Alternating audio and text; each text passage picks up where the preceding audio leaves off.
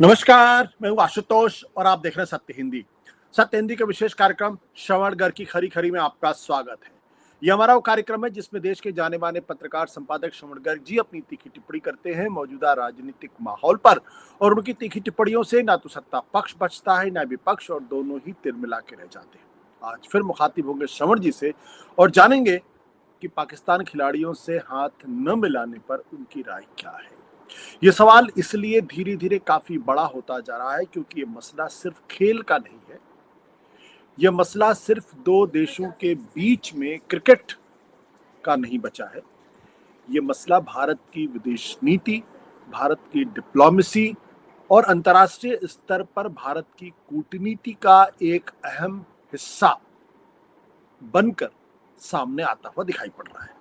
क्योंकि एक तरफ प्रधानमंत्री नरेंद्र मोदी चीन के राष्ट्रपति शी जिनपिंग से मिलते हैं, उनसे हाथ मिलाते हैं, उनसे बातें करते हैं। ये वही शी जिनपिंग है जिनके चीन ने ऑपरेशन सिंदूर के दौरान भारत के खिलाफ जाके पाकिस्तान की मदद की थी।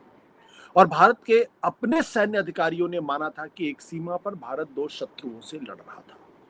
तो एक शत्रु से हाथ मिलाना और दूसरे शत्रु देश के खिलाड़ियों से हाथ न मिलाना, ये क्या दर्शाता है और इसके पीछे कौन सी रणनीति है, कौन सा राजनय है, कौन सी विदेश नीति है, इस पर दरअसल श्रवण जी की राय जानना बहुत महत्वपूर्ण है। श्रवण जी, आपका बहुत बहुत स्वागत है सर। देखिए, आप कल इस पर चर्चा कर चुके हैं कि मोदी सरकार के देश से माफी मांगेगी क्या कि पाकिस्तान के साथ क्रिकेट मैच क्यों खेला। आपने कहा, आपकी डिबेट में था कि राष्ट्रवाद की आड़ में देश के साथ धोखा हुआ है। तो काफी चर्चा आप कर चुके हैं, काफी उस पर डिटेल में आपने बात की थी। आप भूमिका में भी बता चुके हैं कि क्या हम बात कर सकते हैं।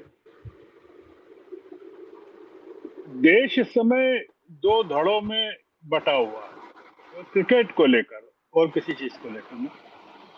और ये जो मैच हुआ था 14 सितंबर को दुबई में, जिसमें भारत जीत गया और अब ग्रुप ए में भारत सुपर 4 में आ गया है और ग्रुप बी में पाकिस्तान अगर पहुंच जाता है, वो यूएई को हरा देता है, तो भारत के साथ भी उसका मुकाबला फिर से होगा।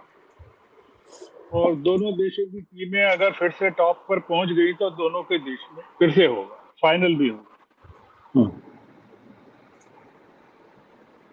अब मुद्दा आपने एक तो ये बताया हैंडशेक का नहीं किया वगैरह, जो कप्तान ने, हमारे कप्तान सूर्या ने जो नहीं किया वो है, जिसको लेकर पाकिस्तान में काफी एजिटेशन है और आईसीसी से भी शिकायत है और अंपायर के खिलाफ कार्रवाई की भी बात है। हमारे यहाँ हम जो मूल विषय है उस पर बात करते हैं कि दो धड़ों में बट गया है या योजनाबद्ध तरीके से बांट दिया गया। मैं इसको ये भी मानता हूँ कि दो जगह दो दो स्पॉन्सर जो हैं वो लग गए हैं कि एक कहेगा कि अच्छा किया, दो कहेंगे कि नहीं किया, तो थोड़ा सा डिस्ट्रैक्शन हो जाता है। इस समय डिस्ट्रैक्शन बहुत जरूरी है। क्रिकेटरों की तरफ से भी वो मैदान में आ गए हैं, क्रिकेटर भी, जैसे गावस्कर ने कहा कि सरकार ने कहा था खेलने के लिए। फिर गांगुली कुछ कह रहे हैं, वो कह रहे हैं कि पाकिस्तान तो जीत ही नहीं सकता, इसलिए कोई मुद्दा ही नहीं है। और अनुराग ठाकुर भी कुछ, उन्होंने भी कहा है कि खेलना क्यों जरूरी था, मतलब आईसीसी के नियमों के तहत क्यों जरूरी था। फिर उन्होंने, एक खिलाड़ी ने कहा, शायद सुरेश रैना ने कहा कि खिलाड़ी नहीं खेलना चाहते थे, जबरदस्ती खेलना पड़ा। मतलब खिलाड़ियों को जबरदस्ती खिलाया जा सकता है और हटाया भी जा सकता है। सरकार ने कोई इसका डिप्लोमेटिक या इमोशनल क्लेरिफिकेशन नहीं दिया है, जबकि ये पूरा मामला डिप्लोमेटिक और इमोशनल है। जनता के लिए इमोशनल भी है, राष्ट्रवाद का भी है। सरकार और बीसीसीआई ने इसको टेक्निकल राष्ट्रवाद में कन्वर्ट कर दिया है, और टेक्निकल राष्ट्रवाद में करना भी है क्योंकि जो जयेश शाह हैं वो अब आईसीसी में प्रमुख पद पर हैं, और मतलब हम अपने ही आदमी से विरोध करें अपने ही चीजों को लेकर। आपके यहाँ से आवाज आ रही है काफी तेज। जी। जो खेलने के विरोध में है वो पाकिस्तान से खेल के विरोध में है, तो उनका जो मेन आर्गुमेंट है वो पहलगाम को लेकर है। पहलगाम में जो मैसेकर हुआ जिसमें 26 लोग मारे गए, और उसमें जो आरोप ये है कि वो स्टेट स्पॉन्सर्ड था पाकिस्तान के द्वारा। हमको उसके इसलिए पाकिस्तान के साथ नहीं खेलना चाहिए। और पीड़ित जो परिवार हैं पहलगाम के, उन्होंने भी एक तीखी प्रतिक्रिया व्यक्त की है कि हम क्यों खेलें, क्यों खेलना चाहिए। देखिए, हम इस हाइपोथेटिकल प्रेडिक्शन में नहीं जाना चाहते कि वो जो पहला मैच हुआ दुबई का, उसमें अगर हार जाते हम तो उसकी क्या प्रतिक्रिया होती। मतलब ये जो जीत गए हम, उसकी क्या, एक जीते हुए आदमी की अलग शान रहती है। या जो फाइनल हो कभी पाकिस्तान और भारत के बीच, तो उसमें हार जाए तो फिर देश में क्या होगा। अभी एक चीज ये भी चल रही कि फिक्स था पाकिस्तान के साथ मैच, एक ये भी चल रहा है। मुद्दा ये है कि हम वहां मैदान में जीत रहे हैं और लोगों के, अपने देश के लोगों के दिलों में हार रहे हैं। जो मुद्दा ये है कि ऐसी जीत का क्या फायदा कि हम अपने देश में, अपने लोगों के बीच में हार रहे हैं। देखिए, हमारी बातचीत का जो हम जहां ले जाना चाहते हैं आशुतोष जी, वो ये है कि मई 2020 में लद्दाख में की गलवान घाटी में हमारे 20 बहादुर जवानों की जिंदगियां जो है चीनी हमलावरों ने ले ली थी। हमारी जमीन का एक बहुत बड़ा हिस्सा चीन के कब्जे में है। अब वो कितना बड़ा है मैं इसलिए नहीं कह सकता कि वो राहुल गांधी ऑलरेडी फंस चुके हैं कि आप थे क्या वहां, आपको कैसे पता कि कितना बड़ा हिस्सा था। अदालत ने उनसे पूछा था। तो हम यही कह सकते हैं कि है। हमें जानकारी कभी नहीं मिल सकेगी आशुतोष जी कि 7 साल बाद मोदी जी ने चीन की जमीन पर जब पैर रखा होगा, गलवान के भी 5 साल बाद और टोटल 7 साल बाद, तो गलवान के पीड़ित परिवारों पर, महिलाओं पर खास करके, क्योंकि सब पुरुष सैनिक मारे गए यहाँ, तो और ये यहाँ पे, यहाँ भी यही हुआ, पहलगाम में भी यही हुआ कि पुरुषों को की बलि ली गई। तो वो जो महिलाएं हैं गलवान की, जो पीड़ित महिलाएं हैं जिनके पतियों को मारा गया होगा, उनकी क्या प्रतिक्रिया है। क्योंकि वो सेना में एक तरह का, अलग तरह का डिसिप्लिन होता होगा या नहीं होता पता नहीं, उनकी हमको प्रतिक्रिया नहीं मिल पाई कि वो प्रधानमंत्री के चीन जाने को लेकर, या शी से मिलने को लेकर, या हाथ मिलाने को लेकर, या इतनी आत्मीयता को लेकर वो क्या सोचती होंगी। पहला मुद्दा ये है। दूसरा मुद्दा ये है कि हमारे वो सेना के जो प्रमुख लोग हैं, जो डिप्टी हैं सेना के, राहुल सिंह, जिन्होंने जो कहा था कि ऑपरेशन सिंदूर के बाद कि जो पाकिस्तान की सेना द्वारा इस्तेमाल किए गए हथियारों में 81% चीन ने दिए थे। तो क्या हमारे राष्ट्रीय अध्यक्ष ने, हमारे शासनाध्यक्ष ने चीन को लेकर जो कर रहे हैं वो, उसमें हमारी सेना की सहमति है क्या, कि सेना के इमोशंस का इसमें कितना ख्याल रखा जा रहा है। हम अभी यहाँ पहलगाम के पीड़ितों के इमोशंस की बात कर रहे हैं, हम अभी सेना के सैनिकों के, सेनाध्यक्षों के इमोशंस की या सेना के मॉरल की बात नहीं कर रहे हैं। एक खबर यह है कि पाकिस्तान के राष्ट्रपति जरदारी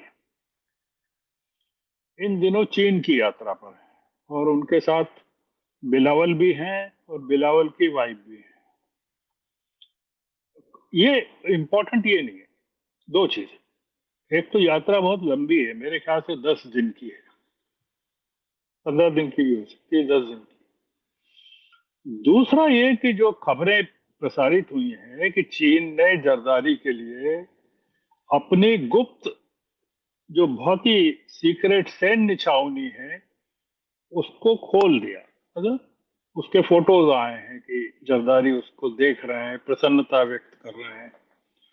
और ये खबर तो है ही कि पाकिस्तान के जो पायलट्स हैं वो वहां ट्रेनिंग ले रहे हैं।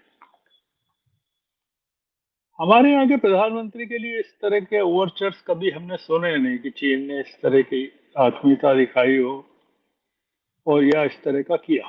मैं इसलिए कह रहा हूं कि इसके बावजूद हम लोग, हमारी सरकार जो है वो चीन के साथ लगातार मोहब्बत के मोड में है। मतलब आप देख रहे हैं, और अभी ऑपरेशन सिंदूर को लेकर प्रधानमंत्री ने जो आज रैली हुई मध्य प्रदेश में, हमारे यहाँ इंदौर के नजदीक हुई इंदौर में, उसमें उन्होंने फिर कहा कि हमने पाकिस्तान को घुटनों पर ला दिया। ये उन्होंने फिर कहा। अब हम मूल मुद्दे पर आते हैं। मूल मुद्दा क्या है? हमारा ये मानना है आशुतोष जी कि अगर हम प्रैक्टिकल होकर बात करें, हकीकत के लेवल पर बात करें, तो जो हमारे इलाके की, हमारे क्षेत्र की जो अंतर्राष्ट्रीय राजनीति है,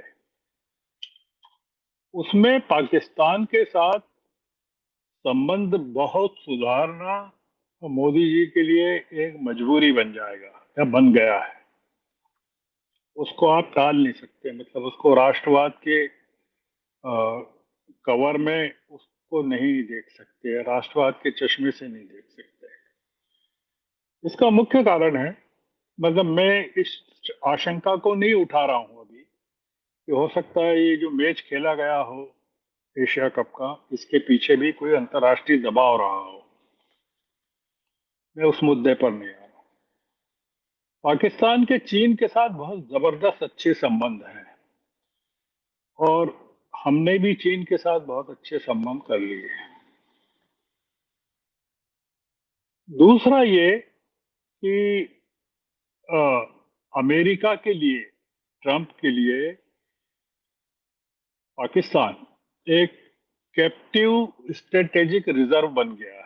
अगर आप देख रहे हैं कि वो किस तरह से मुनीर को लंच करवाया उन्होंने, और अमेरिका के साथ हमारे जिस तरह के संबंध अभी चल रहे हैं और हम लोग बातचीत में लगे हुए हैं, उसको अगर हमको ध्यान में रखना हो तो हम ये अफोर्ड नहीं कर सकते कि चीन के साथ और अमेरिका के साथ तो संबंध अच्छे कर लें और पाकिस्तान के साथ हमारी दुश्मनी बनी रहे।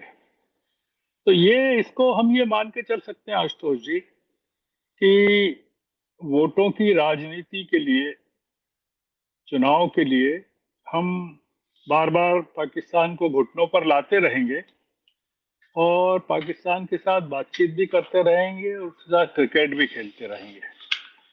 मैं 3 घटनाओं की तरफ आपका ध्यान दिलाना चाहता हूं जो हाल की हैं। तीनों अलग अलग हैं पर तीनों के संबंध आपस में एक हैं। और इसलिए मैं कह रहा हूं कि हमको ये प्रतीक्षा करना चाहिए, ये दिनों की बात है, महीनों की नहीं है, कि हम ये जो सिंधु जल वाटर एग्रीमेंट है, जिसके तहत हमने कथित तौर पर पानी रोक रखा है पाकिस्तान को जाने से, वो फिर से जीवंत हो जाएगा। पूरा का पूरा मामला। पाकिस्तान के एक मंत्री ने इश्तियाक डार ने स्वीकार कर लिया है, आज कल में ही किया है, शायद कल किया है जी, कल कि किया। सीज फायर में यूएस की कोई भूमिका नहीं है। पहली बात, आप सोचिए कि 4 महीने में 3 घटनाएं क्या हो रही हैं, तीनों एक दूसरे से जुड़ी हुई हैं। ऑपरेशन सिंदूर हुआ था मई में, 7 मई से 10 मई, 4 महीने हो गए। 4 महीने बाद क्या घटनाएं हो रही हैं, एक साथ हो रही हैं कि पाकिस्तान का एक मंत्री कह रहा है कि सीज फायर में अमेरिका की कोई भूमिका नहीं है, हम दोनों देशों ने किया।